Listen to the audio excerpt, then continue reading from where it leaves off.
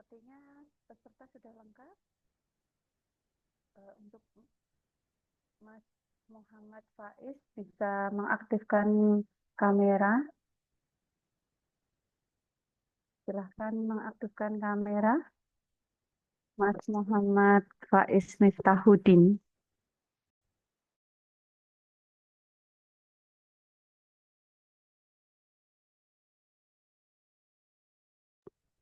Ya, ya.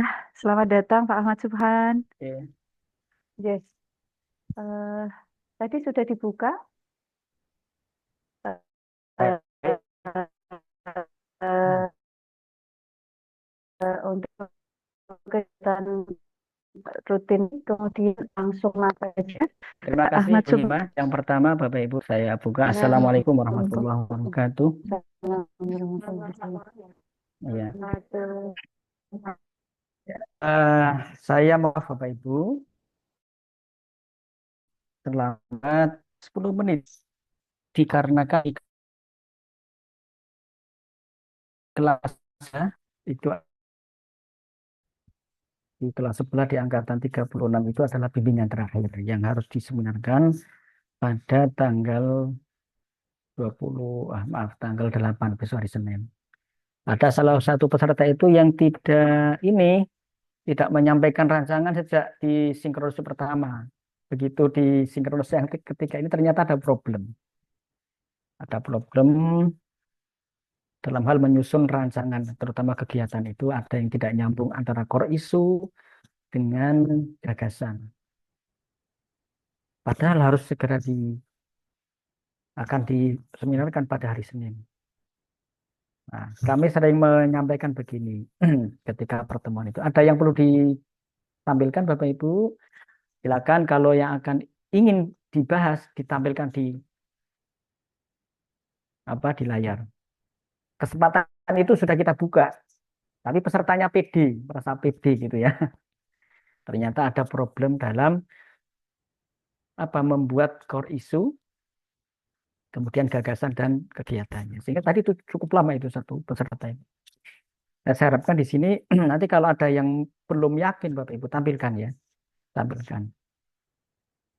Jadi tujuan coaching itu adalah pada akhirnya itu supaya Bapak Ibu nggak kesulitan dalam mewujudkan, dalam melaksanakan aktualisasi. Di antaranya itu. Jadi ada kegiatan-kegiatan yang di luar kewenangan. Wah, itu nanti kalau ada kegiatan seperti itu kasihan pesertanya. Contoh ya, kegiatan yang di luar kewenangan. Melakukan koordinasi lintas sektoral. Yang melakukan koordinasi lintas sektoral itu adalah pejabat atau ketua satker atau pimpinan satker. Kalau di KUA ya kepala KUA. Kalau di madrasah kepala madrasah. Kemudian kalau di Kemenak ya kepala Kemenak atau pejabat yang ditunjuk. Itu yang kegiatan seperti itu yang sifatnya kewenangan kepala satker supaya tidak dimasukkan. Itu ya. Jadi mohon maaf, agak terlambat tadi. Kasihan kalau nggak diselesaikan itu nanti pada saat seminar itu bisa kesulitan dia merespon, dia memberikan eh, justifikasi rancangan aktualisasi. Baik Bapak Ibu, hari ini kita akan coach yang pertama.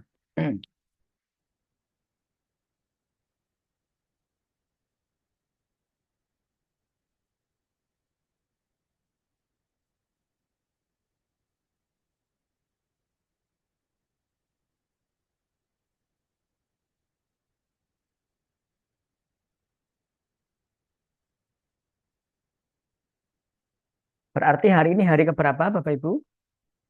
Hari ke-12 ya. Hari ke-12.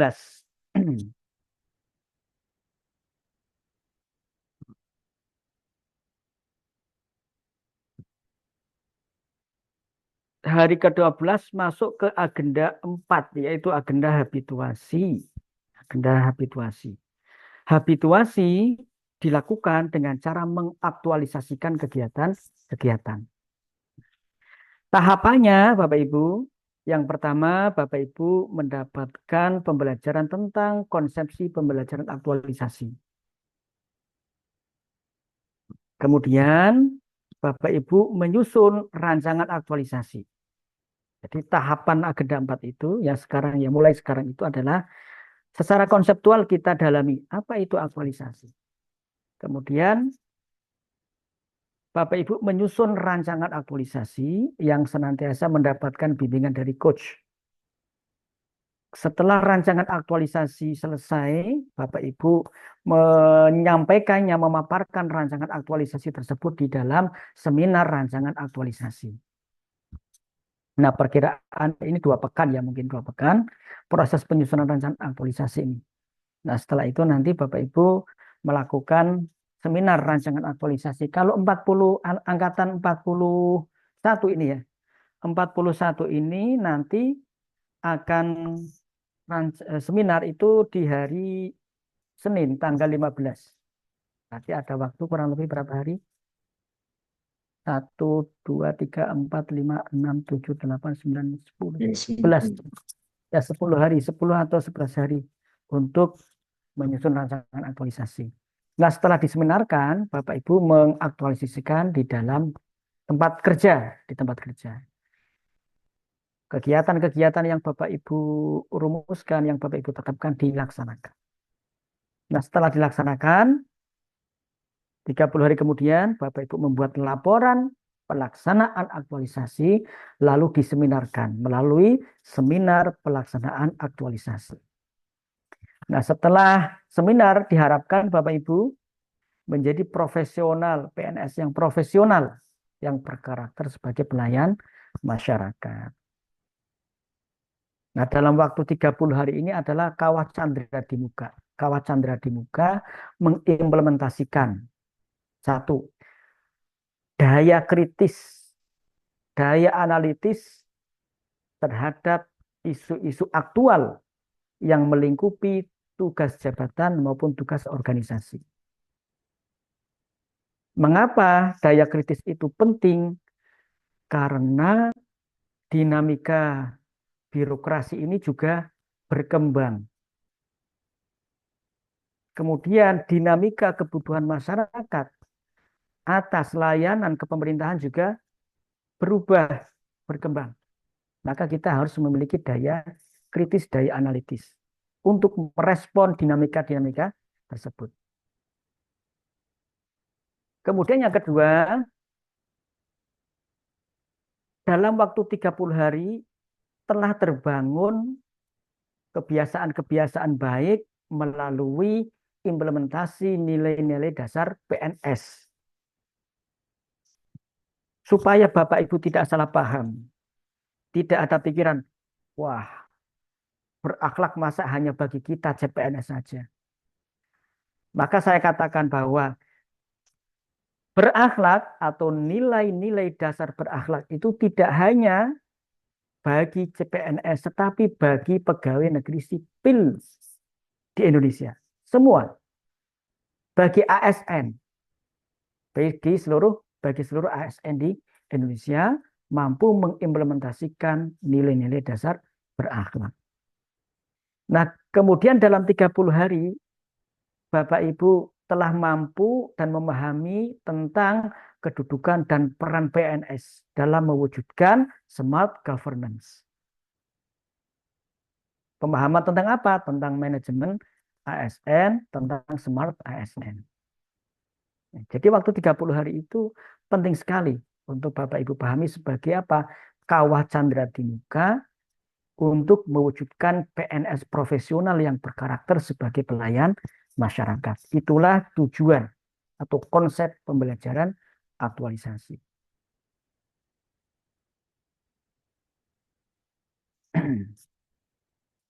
Kemudian Bapak Ibu, aktualisasi ini merupakan cara atau torikoh, kalau dalam bahasa Arabnya itu torikoh. Cara agar terjadi habituasi. Kalau Bapak Ibu lihat di agenda itu kan agenda 4 itu bunyinya apa? Bunyinya habituasi. Habituasi itu didapatkan melalui aktualisasi. Pembiasaan baik itu didapatkan melalui proses. Nah, proses itulah yang disebut dengan aktualisasi. Jadi cara supaya ada pembiasaan, ada habituasi melalui aktualisasi. Contoh di sekolah playgroup itu ya. Supaya anak-anak didik terbiasa memiliki habituasi yang baik, maka di sekolah ada aktualisasi cara buang sampah sesuai dengan jenis sampahnya. Di sana disediakan kotak warna kuning, warna hijau, warna merah. Murid-murid di sekolah playgroup atau sekolah dasar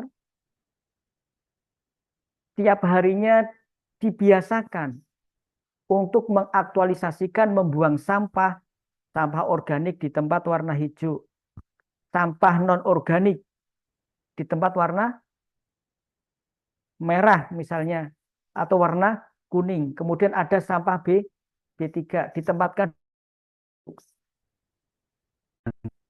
agar ketika mereka nanti dewasa, mereka memiliki habituasi membuang sampah di tempatnya.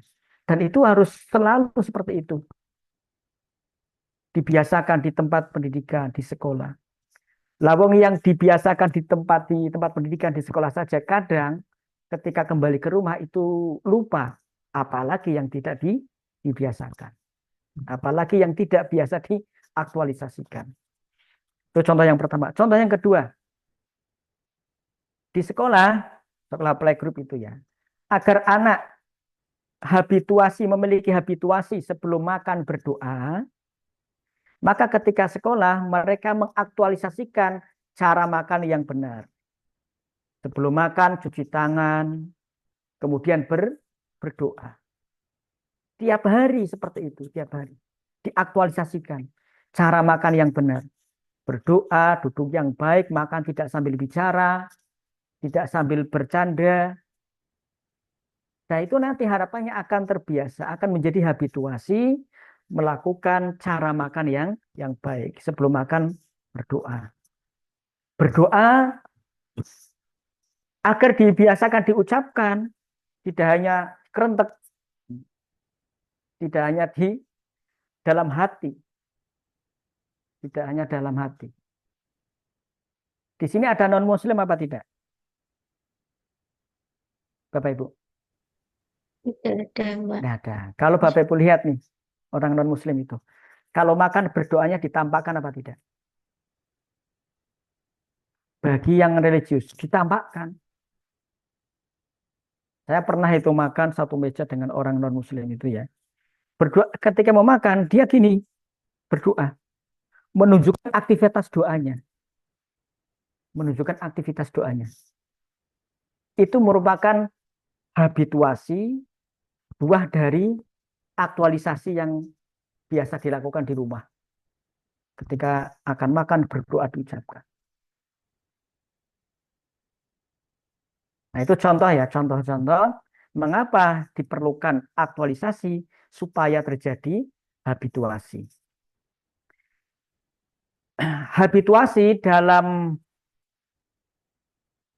pembelajaran dasar ini dikonsepsikan sebagai gunung es, sebagai gunung es. Kalau Bapak Ibu melihat film yang berjudul Titanic, ya, ketika jangan ada yang sudah melihat ini film Titanic, ya. Fokusnya jangan mobil goyang ya, jangan ya. Tapi pada saat akan terjadi tabrakan ya. Kapal menabrak gunung es. Di bagian atas itu tidak terjadi kerusakan. Tetapi lambung kapal terjadi kerusakan. Itu akibat apa? Akibat lambung kapal menabrak dasar gunung es yang luasnya lebih besar dari puncak gunung es itu. Nah, fenomena gunung es ini diteliti oleh ahli sosial namanya Peter Senge. Peter Senge ini menganalisis menggunakan gunung es sebagai teori analisis sosial. Model analisis sosial yang disebut dengan iceberg model. Model analisa gunung es.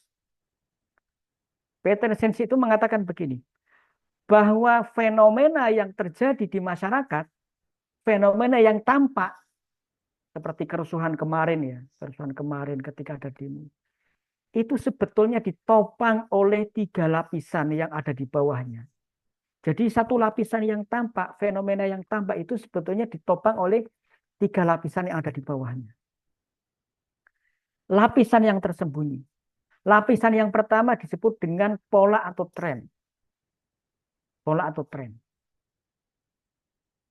Lapisan yang kedua, struktur penyebab. Lapisan yang ketiga, mental model. Saya contohkan. Ada fenomena nikah muda masih marak. Fenomena peristiwa nikah muda banyak terjadi. Itu fenomena itu kan peristiwa yang bisa dilihat, ya kan? Bisa dilihat, itu namanya fenomena. Nah, ternyata kalau digali lebih dalam, mengapa nikah muda itu masih marak? Oh, ternyata ada tren, ada pola-pola yang terjadi di masyarakat. Polanya apa? Banyak terjadi kehamilan di luar nikah. Banyak pola pergaulan bebas. Pola pergaulan bebas. Mengapa ada pola-pola seperti ini? Ada pola-pola tadi apa saya sebutkan? Pergaulan bebas, kehamilan di luar nikah. Oh, ternyata ada struktur penyebab sosial. Ada struktur sosial dan regulasi atau sistem penyebabnya. Misal, dari sisi regulasi, ada kebijakan isbatun nikah. Isbatun nikah. Misal ya Bapak Ibu, kalau ada peristiwa pernikahan yang terjadi atau nikah siri misalnya, supaya mendapatkan legitimasi dari negara, ada kebijakan isbatun nikah di pengadilan agama. Maka orang-orang yang melakukan misalnya nikah siri, tenang wae nikah siri, monggo nanti suatu saat kita minta diisbatkan, disahkan. itu di antara lapisan yang menyebabkan pola fenomena itu terjadi. Fenomena itu terjadi. Kemudian yang kedua, misalnya struktur sistem yang ada di masyarakat. Ah, nikah muda itu sudah biasa. Wong dulu kakek neneknya juga nikah masih muda. Nikah masih muda itu bukan hal yang tabu. Sudah turun temurun. Itu lapisan tadi apa? Lapisan sistem dan struktur sosial yang menopang. Nah, kemudian yang lapisan terakhir adalah mindset atau pola pikir. Daripada terkena perbuatan atau jatuh dalam perbuatan yang dilarang agama, sudah dinikahkan saja. Legitimasi agama, mental model, pola pikir atau paradigma. Nah, dalam konsep habituasi itu juga demikian Bapak Ibu. Yang terlihat di lapisan atas adalah skill atau knowledge, keterampilan atau pengetahuan. Tujuan pelatihan Bapak Ibu, tujuan pelatihan itu yang pertama meningkatkan knowledge, skill, dan attitude. Wawasan pengetahuan, keterampilan, dan sikap mental. Di tempat kerja, Bapak Ibu, tiga-tiganya ini harus seimbang. Bahkan yang attitude ini menempati porsi yang paling besar. Orang dengan pengetahuan, keterampilan yang tinggi, keterampilan yang mahir, pengetahuan yang tinggi, tetapi attitude-nya buruk, Bapak Ibu, attitude-nya buruk, misalnya attitude buruk. Wah, saya enggak usah presensi, enggak apa-apa. Yang penting ada masalah saya bisa menyelesaikan, ada tugas saya bisa menyelesaikan dengan baik. Apa itu kebijakan-kebijakan? Misalnya ada orang seperti itu. Berarti itu attitude-nya buruk. Mengabaikan kebijakan. Mengabaikan kebijakan. Kemudian ada attitude buruk seperti yang lain seperti ini. Lah ngapain ikut-ikutan? Maka Pak, ngapain saya harus begini. Lah wong yang itu saja begitu dibiarkan. Jadi mencari pembenaran atas perilaku yang tidak baik. Saya contohkan nih, dulu ketika COVID nih. Ketika COVID. Pemerintah, tokoh agama, ormas itu kan membatasi apa Bapak Ibu? Membatasi kerumunan. Termasuk di tempat ibadah. Tetapi di sisi lain, di pasar misalnya, ekonomi di sana tetap harus berjalan. Sehingga terjadi kerumunan orang di pasar.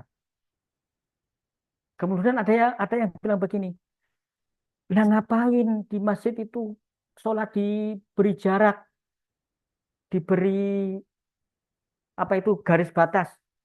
Lah wong yang nang di pasar saja kumpul kayak gitu. Nah, itu pola pikir yang salah. Justru yang benar itu yang di masjid itu, di tempat ibadah ada jarak supaya tidak apa? Tidak mudah tertular. Jadi pikirannya itu apa ya? Yang baik itu justru malah disalahkan. Yang benar itu ya ketika masa COVID, PPKM diterapkan. Di tempat ibadah juga demikian. Jangan meniru yang salah. Nah, di dalam tempat kerja, ketika ada orang mengatakan begini, loh yang itu saja begitu, nggak diapa-apain kok. Dah, saya ikut-ikutan saja.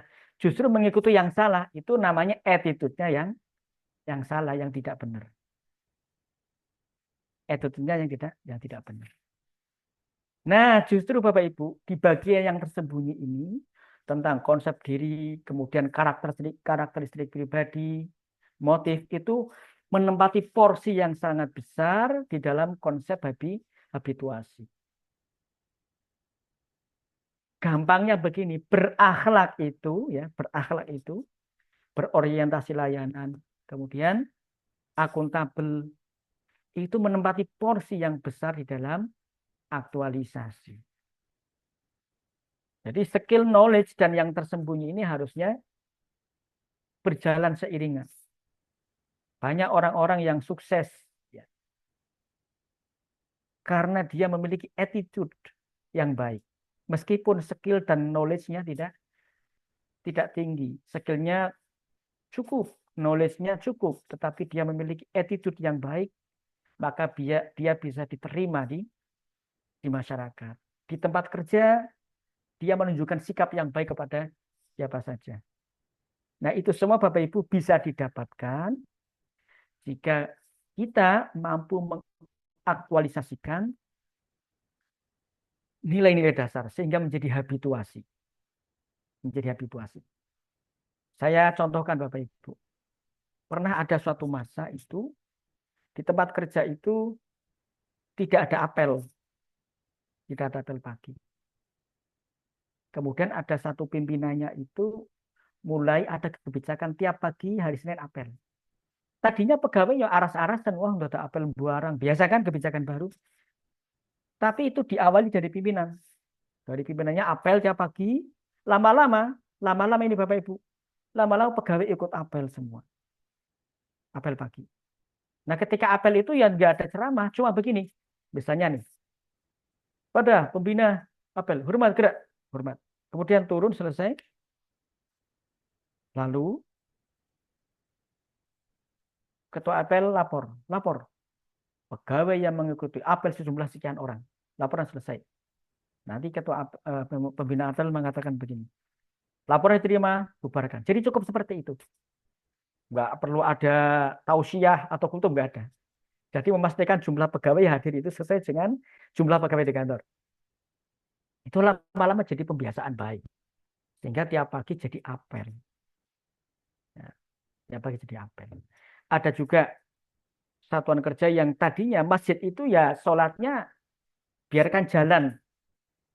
Tidak dikoordinasi, tidak diorganisasi. Misalnya pas zuhur ada jamaah. Nah, kemudian ada pimpinan yang tiap ada kebijakan supaya ketika sholat, ayo jamaah bareng. Bahkan pimpinannya itu ngoprak-ngoprak pegawainya, ayo jamaah, ayo jamaah. Nah, itu menjadi kebiasaan baik. Kebiasaan baik. Tentunya melihat situasi ya, situasi. Hal ini tidak bisa diterapkan di semua satker. Contoh di rumah sakit, misalnya jadwal dokter adalah melakukan operasi jam 7. Masa hendak kudu apel dhisik. Nanti perawatnya juga kudu apel dhisik kan mesake pasien. Kemudian ketika dokter harus mengoperasi jam 12. Operasi butuh waktu 3 jam, berarti melewati jam 11, 12, jam 1 siang, jam 2 siang. Masa dadak leren kudu jamaah, padahal di situ ada nyawa yang harus dijaga. Tentu itu terkait dengan situasi dan kondisi di satuan kerja masing-masing. Tetapi yang ingin saya katakan bahwa habituasi itu akan terjadi jika secara rutin diaktualisasikan. Secara rutin diaktualisasikan. Itulah konsep habituasi. Sampai di sini ada pertanyaan Bapak Ibu? Apakah ada pertanyaan?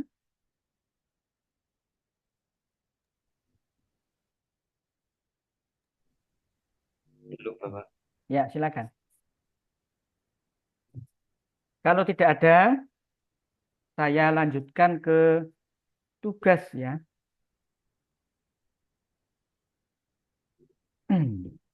Hari 12 ini adalah mulai Bapak Ibu membuat matriks rancangan aktualisasi.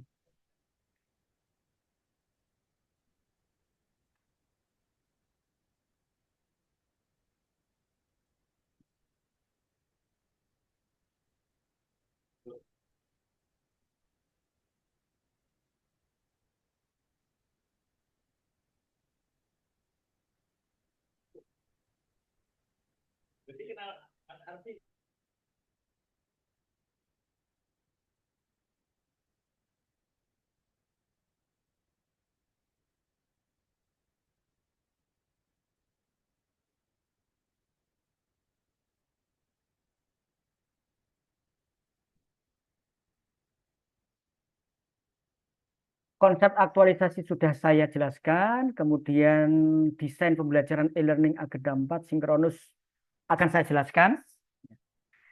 Jadi untuk agendanya ini adalah Bapak Ibu mengikuti sinkronus itu 3 kali. Sekarang dihitung sebagai sinkronus yang pertama untuk agenda 4. Kemudian nanti di hari apa Bapak Ibu? Di tanggal 10 ya.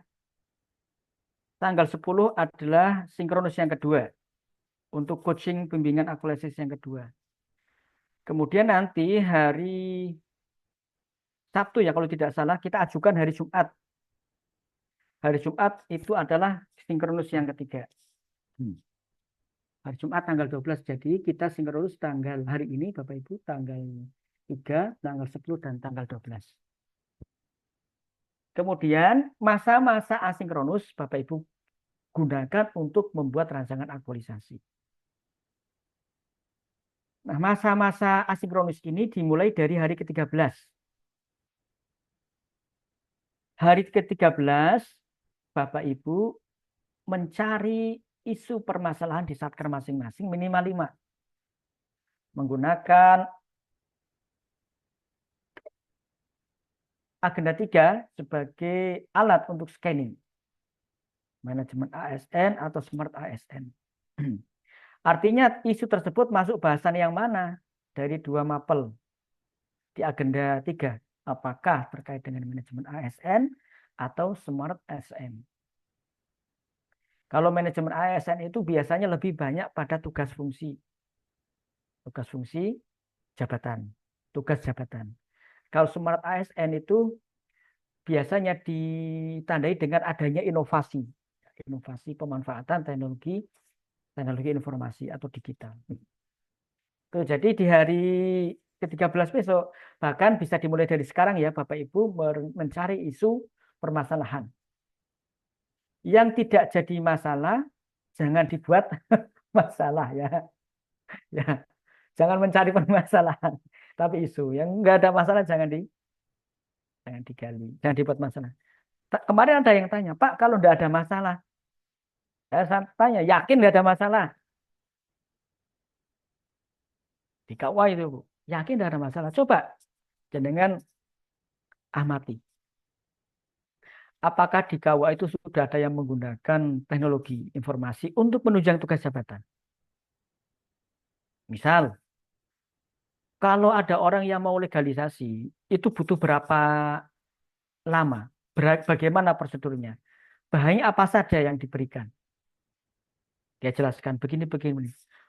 Kenapa untuk legalisasi saja butuh waktu lama? Itu bisa dipersingkat. Yang tadinya butuh 1 hari, cukup butuh 1 jam. Bahkan mungkin tidak sampai 1 jam. Masyarakat datang tinggal ngambil. Oh ya bisa Pak, ya bisa. Bisa. Apa harus masyarakat datang membawa fotokopi, lalu menunggu kepala KO-nya di rumah, di kantor? Kan tidak harus. Mereka kan bisa itu mengirim bahan yang akan dilegalisasi melalui memanfaatkan teknologi informasi. Bahannya diupload nanti petugas di KUA mendownload stempel legalisasi, informasikan kepada masyarakat untuk mengambil hari ini jam sekian. Bukannya itu lebih memuaskan masyarakat daripada masyarakat harus datang bawa fotokopi yang mau dilegalisir, nanti disuruh kembali lagi tanggal sekian. Sudah berapa biaya yang harus dikeluarkan? Tenaga yang harus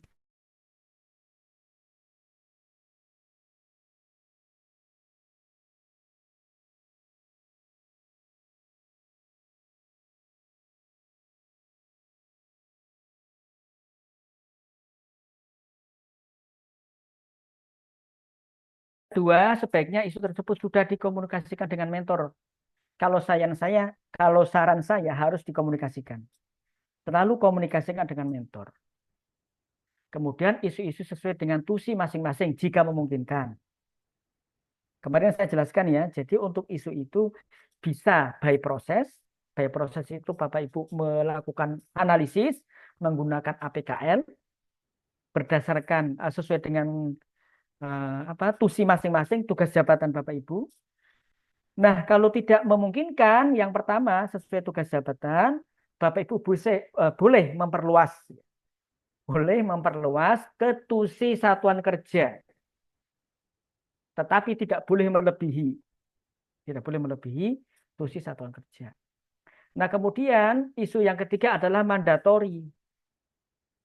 Mandatori atau perintah dari pimpinan. Kita akomodasi. Nah, selanjutnya, awali isu dengan menggunakan kalimat negatif. Kurangnya, belum adanya, belum optimalnya, dan sebagainya. Jadi diawali menggunakan kalimat negatif. Buatlah analisis isu dari isu yang sudah ditentukan sampai menemukan core isu. Bisa menggunakan APKL dan USG.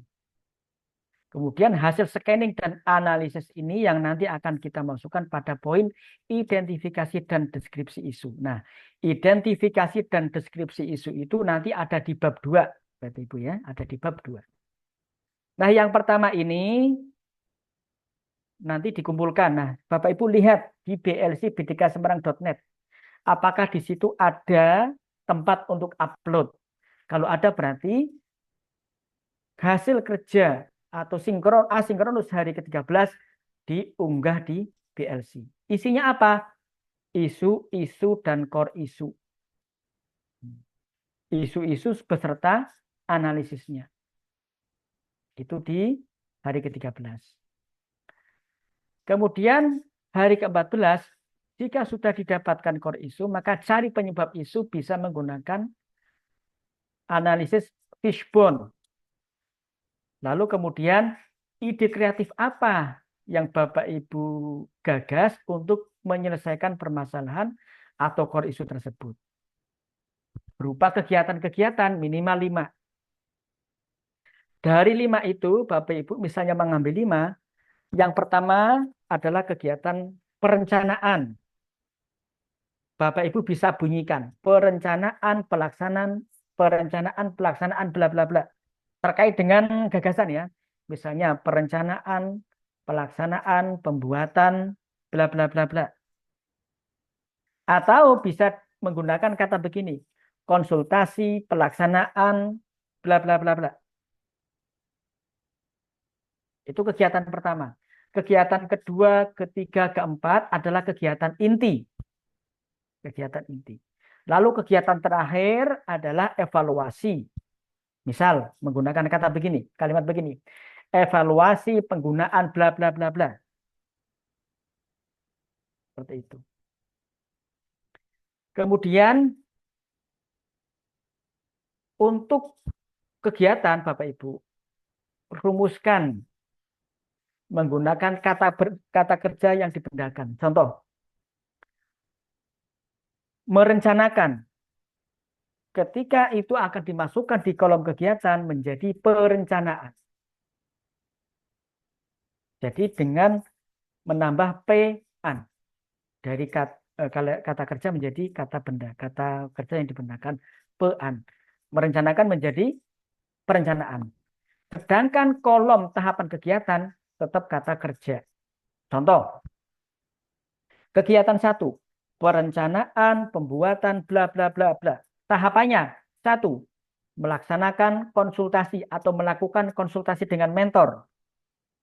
Kemudian yang kedua, mengusulkan pembentukan tim atau yang lain. Nah, outputnya Bapak Ibu, output itu adalah barangnya apa? Nah, ini berarti sudah masuk ke hari ke-15 ya. Hari ke-14 itu baru pada ide kreatif berupa kegiatan. Nah, hari ke-15, jika sudah ditetapkan kegiatannya, silakan merumuskan judul RA. Nah, judul itu ada 3 komponen, yaitu ide kreatif atau gagasan, kedua, kondisi ideal yang diinginkan, kemudian yang ketiga, lokus. Contoh, ide gagasannya pembuatan atau pemanfaatan atau optimalisasi bla bla bla bla untuk bla bla bla bla di bla bla bla.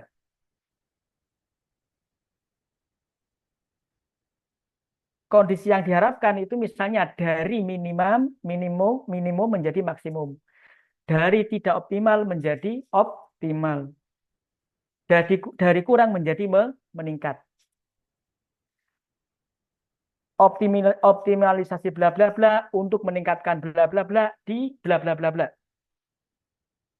Itu ya. Itu contoh judul RA. Lalu buat metrik. Nah, metrik yang pertama adalah nomor, metrik kedua kegiatan. Tadi saya sampaikan kegiatan adalah kata kerja yang dibenarkan. Kemudian tahapan kegiatan itu kata kerjanya. Misalnya merencanakan, melakukan. Kemudian output. Output itu barangnya. Barangnya. Output itu cirinya adalah smart. Smart itu spesifik, measurable, achievable, relevant, dan time bound. Spesifik itu jelas barangnya apa. Misalnya dokumen itu barang. Spesifik dokumen. HP itu spesifik. Catatan spesifik. Laporan itu spesifik. Kemudian measurable. Measurable itu dapat diukur. 1, 2, 2, 2 meter, 300 meter persegi. Ukurannya jelas. Berapa? Measurable. Kemudian achievable. Dapat dijangkau. Dapat dijangkau itu dapat diperoleh. Misalnya beli kertas di toko. Kemudian gedung dibangun. Gedung itu kan dibangun bisa kan? Diwujudkan. Bisa diwujudkan achievable itu. Achievable itu dapat dijangkau atau diwujudkan.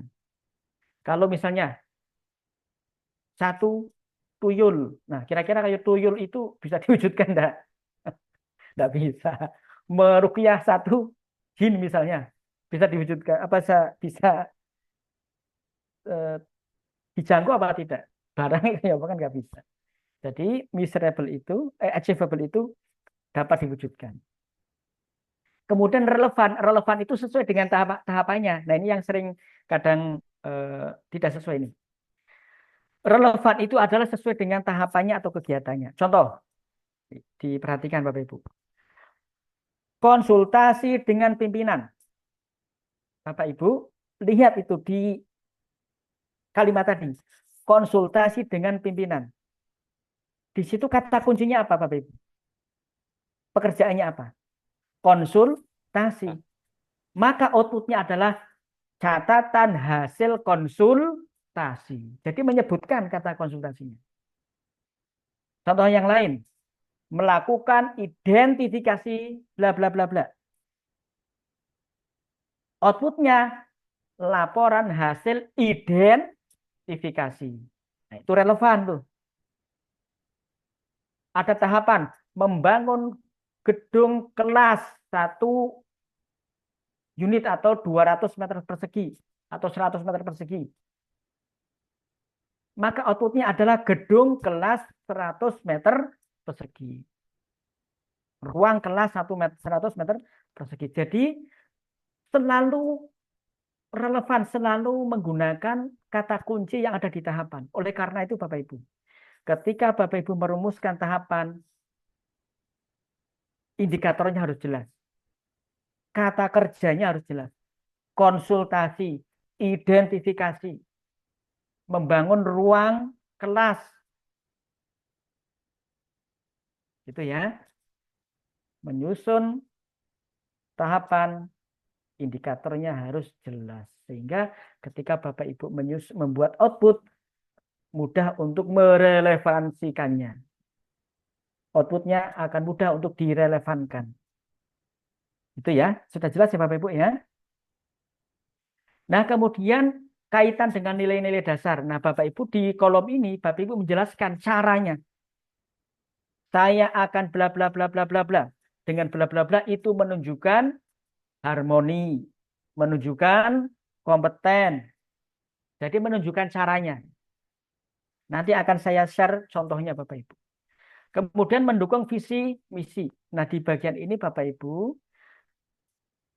tulis bahwa kegiatan ini mendukung pencapaian visi atau misi bla bla bla bla. Seperti itu. Sampai di sini bisa dipahami Bapak Ibu? Nah, bisa ya. Nah, dalam merumuskan core issue, kemarin sudah saya sampaikan hindari hal-hal yang bagaimana Bapak Ibu? Masih ingat? Yang Dari hal-hal spesifik, yang bagaimana?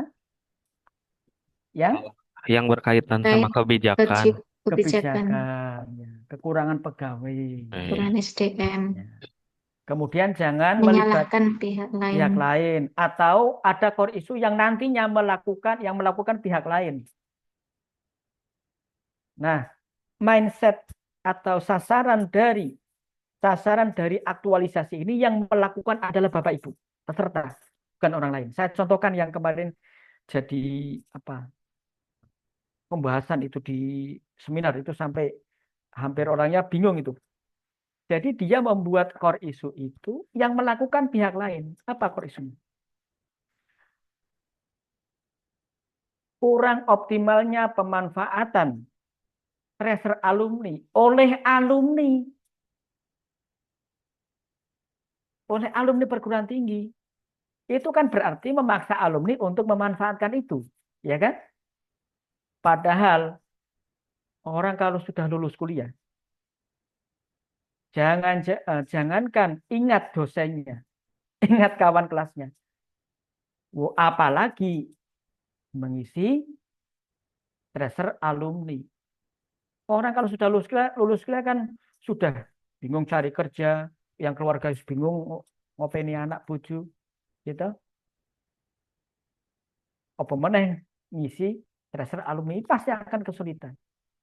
Apalagi waktu yang disediakan hanya 30 hari. 30 hari itu Bapak Ibu sebetulnya dibagi menjadi 3 waktu. 2 sampai 5 hari pertama adalah untuk persiapan, untuk perencanaan. Untuk persiapan atau perencanaan melakukan aktualisasi. Kemudian 20 sampai 25 hari untuk melakukan aktualisasinya. Kemudian 2 sampai 3 hari terakhir adalah evaluasi atas pelaksanaan aktualisasi dan membuat laporan aktualisasi. Jadi waktu efektif itu sebetulnya hanya 20 sampai 25 hari. Ketika Bapak Ibu datang ke Balidiklat harus sudah dalam bentuk laporan aktualisasi. Di Balidiklat Bapak Ibu hanya 3 hari. 3 hari pertama untuk melanjutkan agenda 1 yaitu kesiapsiagaan bela negara. Lalu hari kedua Bapak Ibu melakukan seminar laporan aktualisasi, hari ketiga penutup. Jadi tidak ada waktu untuk menyusun laporan aktualisasi. Maka melihat waktu itu yang saya jelaskan tersebut, pastikan bahwa 30 hari itu waktu yang sudah selesai. Di samping Bapak Ibu mengaktualisasikan kegiatan, juga membuat laporan aktualisasi. Maka kegiatannya nggak usah muluk-muluk Bapak Ibu. Nggak usah terlalu wah, sehingga nanti pada saat pelaksanaannya kesulitan. Misal nih yang wah itu, ada BIMTEK bla bla, ada koordinasi, wah itu butuh waktu lama. Pokoknya fokuslah pada tugas jabatan. Berdampak pada peningkatan kualitas kerja Bapak Ibu. Itu ya. Nah, sampai di sini ada yang perlu diklarifikasi lagi. Jadi yang melakukan kegiatan adalah Bapak Ibu, bukan orang lain, ya. Bukan orang lain.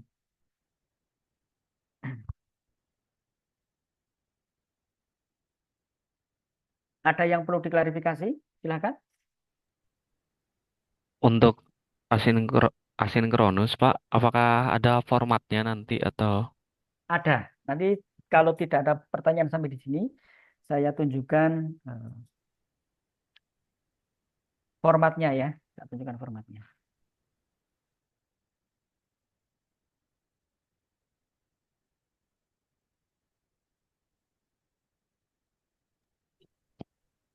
terus buat kegiatan berarti dikaitkan sama visi misi ya, Pak? Visi Ya, misi sekolah. ya. Saya carikan contohnya Bapak Ibu. Visi misi madrasah atau visi misi satuan kerja ya.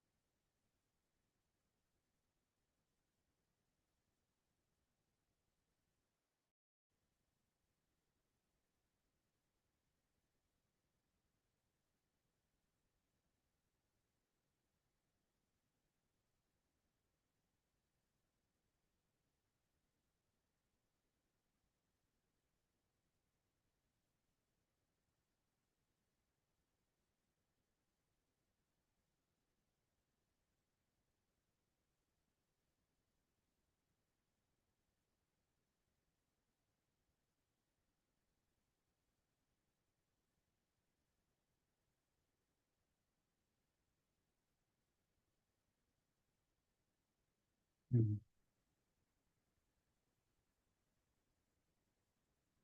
Baik. Ada pertanyaan Bapak Ibu? Apakah ada Ini pertanyaan? saya mau tanya Pak, Ya.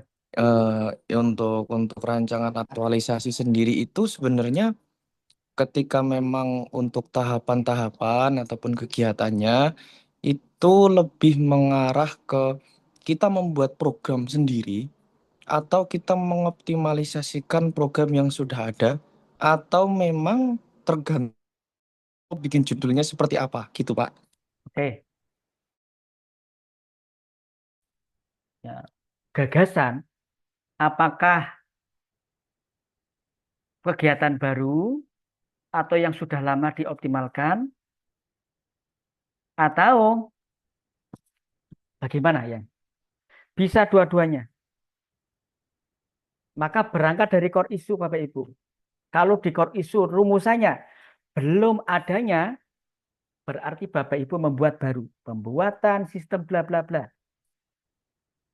Tetapi kalau sudah ada, tetapi belum optimal, Bapak Ibu bisa mengoptimalkan. Misal, optimalisasi penggunaan bla bla bla untuk bla bla bla bla di bla bla bla bla.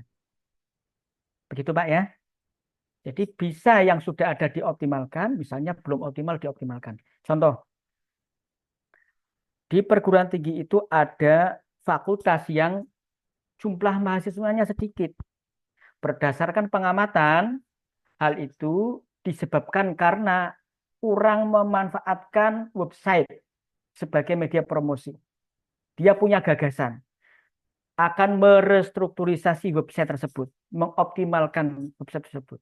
Restrukturisasi website kampus ini fakultas ini untuk meningkatkan, untuk optimalisasi media promosi fakultas. Nah, contohnya. Kemudian ada lagi yang belum ada, yang baru nih. Belum adanya sistem refleksi dan deteksi dini bagi mahasiswa di bla bla bla bla. Nah, dia mau membuat sistem tuh, sistem deteksi dini. Pembuatan sistem deteksi dini dan refleksi, ya. Pembuatan sistem refleksi dan deteksi dini bagi mahasiswa bla bla bla bla di fakultas ini, perguruan tinggi ini. Gitu. Bisa dipahami ya? Oke. Nah, contoh metriknya ini Bapak Ibu. Jadi bahan tayangnya belum saya bagi ya, nanti akan saya bagi. Nah, metriknya seperti ini nanti.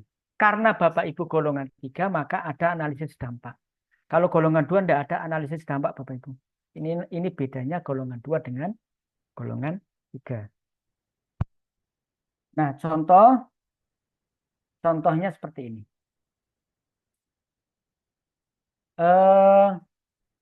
Ini contoh ini ya, contoh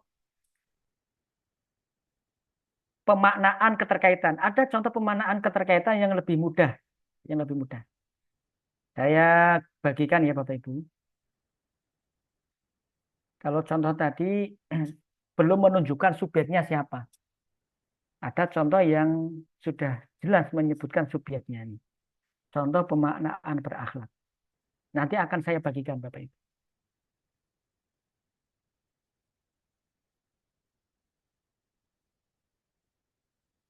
Nah, ini.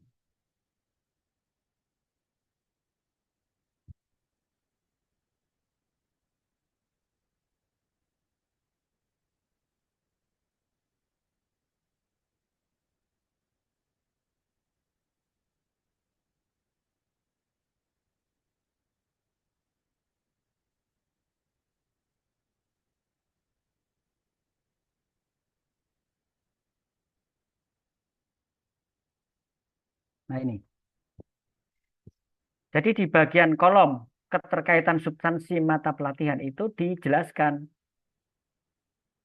Saya akan datang kepada mentor yang sekaligus atasan saya dengan terlebih dahulu mengucapkan salam dan meminta izin dengan sopan sebagai wujud nilai berorientasi berlayanan. Jadi bisa Bapak Ibu gunakan rumusan seperti ini. Saya akan bla bla bla bla. Gitu ya. Nah, kemudian contoh yang lain.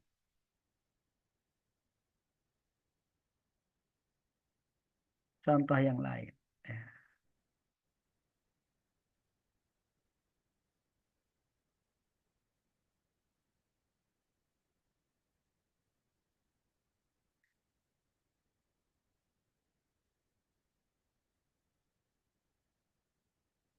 Saya akan menerima kritik dan saran yang diberikan untuk terus melakukan perbaikan. Tiada henti sebagai proses belajar sehingga nilai kompeten terwujud. Saya akan menjaga sikap berkonsultasi selama berkonsultasi dengan mentor agar tetap kondusif, agar tidak mengganggu orang di sekitar sehingga nilai harmonis tetap terwujud. Ini lebih dapat, Bapak Ibu? Lebih terasa apa tidak implementasinya? Terasa apa tidak, Bapak Ibu? Iya, Ya, Bang. ya Pak. Terasa. Nah, kalau contoh yang tadi, ya contoh di bahan paparan tidak menggunakan contoh. Subjeknya siapa belum jelas. Saya kembali ke bahan paparan ya.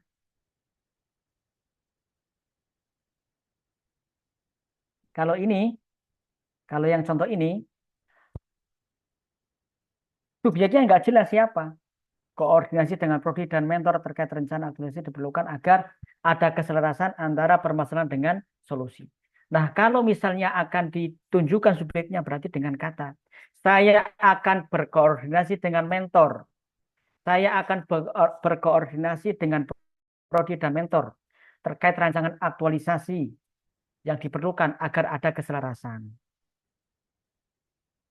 Jadi menunjukkan subjeknya yaitu saya. Saya itu siapa? Peserta. Nah, nanti Bapak Ibu, bahan tayang ini akan saya share dan contoh perumusan atau deskripsi keterkaitan substansi itu menggunakan contoh yang terakhir tadi, yang ada subjeknya saya. Sehingga nanti Bapak Ibu gunakan yang terakhir ya, yang contoh saya akan bla bla bla gitu ya, untuk mendeskripsikan kolom 5. Bisa dipahami ya Bapak Ibu ya? Oke. Ada pertanyaan? Kalau tidak ada, baik akan saya share ya Bapak Ibu. Akan saya bagikan bahan tayang.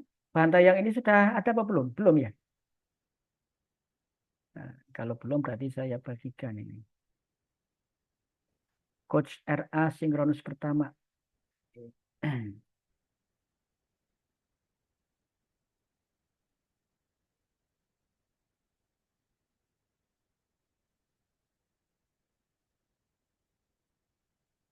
Titik 2.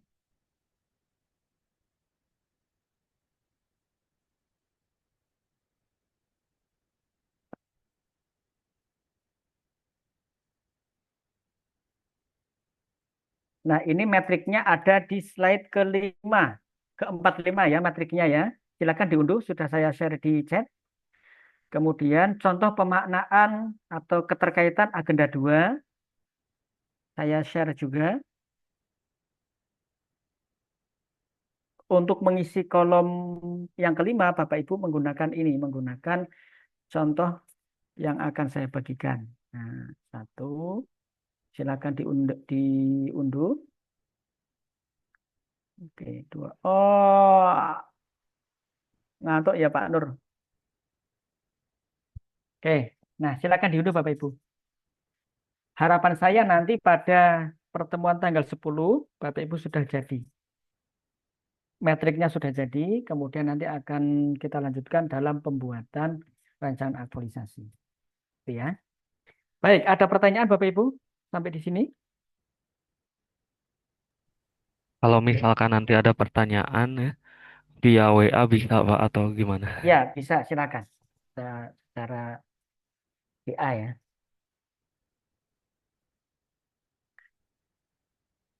Oke, saya kira cukup ya. Kalau tidak ada pertanyaan, silakan Bapak Ibu mulai bergerak, mulai bekerja, membuat rancangan aktualisasi. Semoga tidak ada kendala. Oke, terima kasih. Selamat bekerja. Dan marilah kita akhiri dengan bacaan tahmid bersama. Alhamdulillah. Alhamdulillah. Saya akhiri. Assalamualaikum Alamin. warahmatullahi wabarakatuh. Waalaikumsalam warahmatullahi wabarakatuh. Baik, terima kasih. Luar biasa Pak Ahmad Suman dengan sisa-sisa energi ini kayaknya Pak Suman juga full jadwal tidak berjeda ya. Jadi maraton ya. Baik, Bapak Ibu. Demikian tadi telah kita ikuti bersama pembimbingan rancangan aktualisasi yang disampaikan oleh Bapak Ahmad Subhan SHI MSI. Semoga apa yang disampaikan tadi dan diskusi tadi bisa menjadikan bahan masukan atau tambahan untuk melengkapi tugas Bapak Ibu sekalian. Sementara kita akhiri. Terima kasih Pak Subhan sekali lagi. Dan kepada Bapak Ibu, silahkan tetap semangat. Ini belum apa-apa, nanti kalau sudah menjelang detik-detik,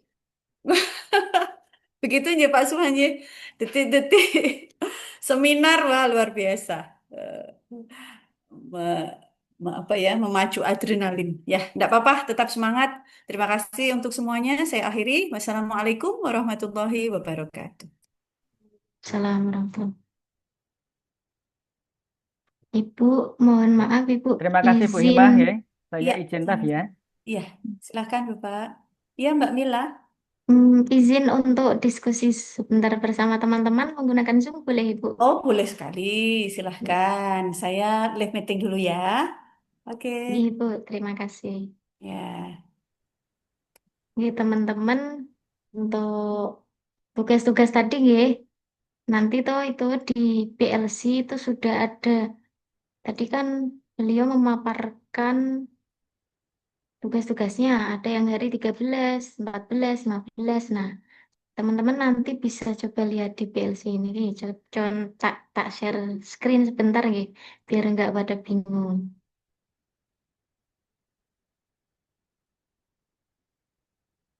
Nah, di situ tuh di pembimbingan aktualisasi, nah hari ke-13, ke-13 tugas asinkronusnya tadi ya tentang deskripsi isu dan identifikasi isu.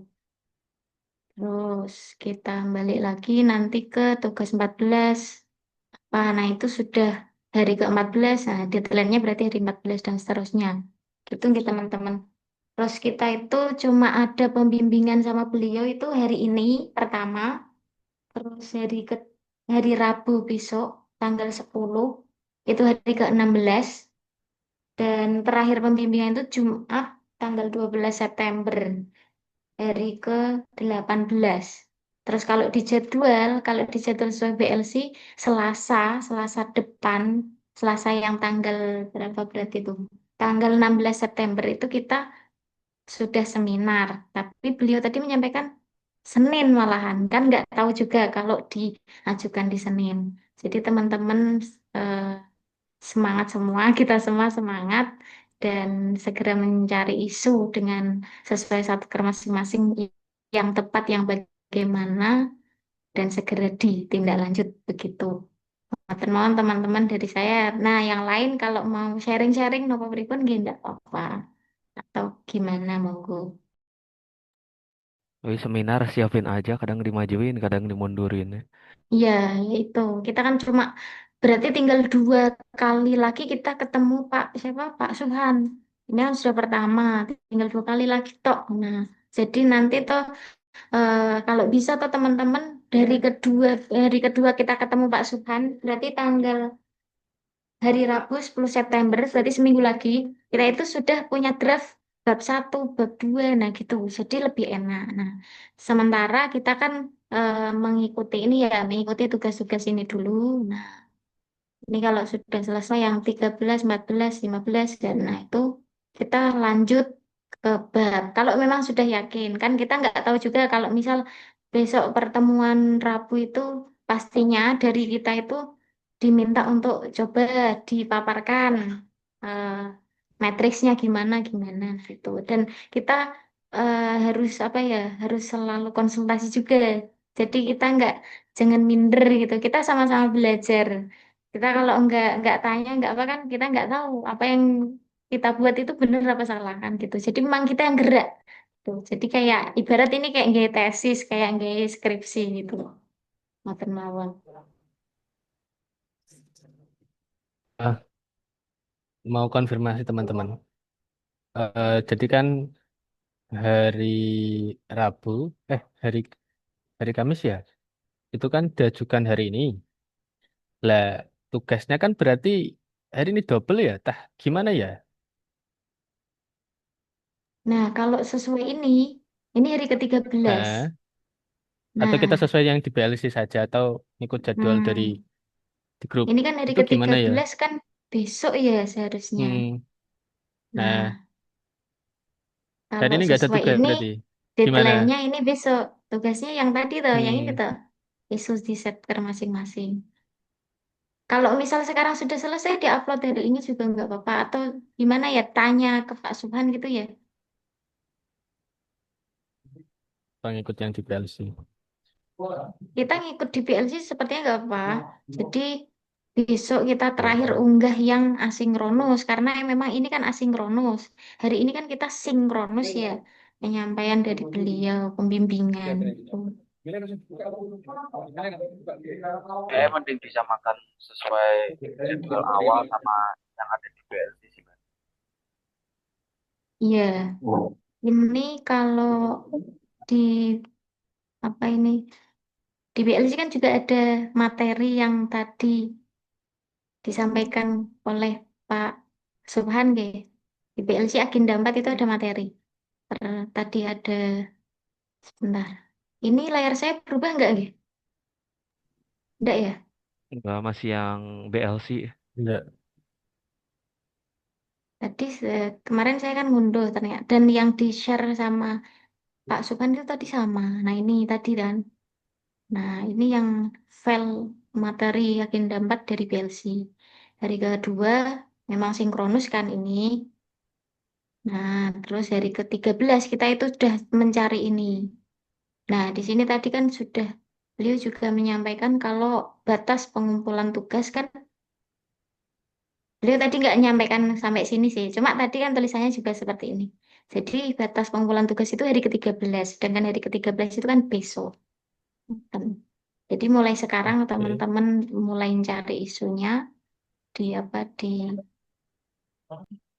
dianalisis, diidentifikasi. Itu terus yang hari ke-14 ini apa kita tadi itu hari ke-15 ini.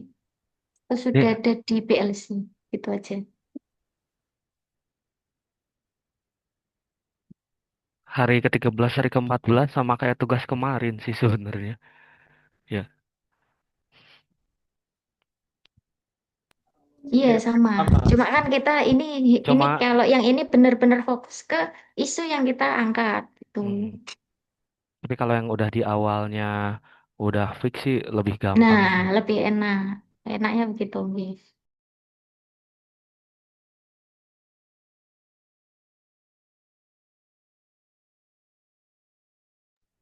Besok di hari ke-16 kalau di sini ya, di apa di PLC, di materi yang ada di PLC sesuai yang tadi Pak Subhan sampaikan tadi. Cuma beliau belum nyampein tentang ini sih.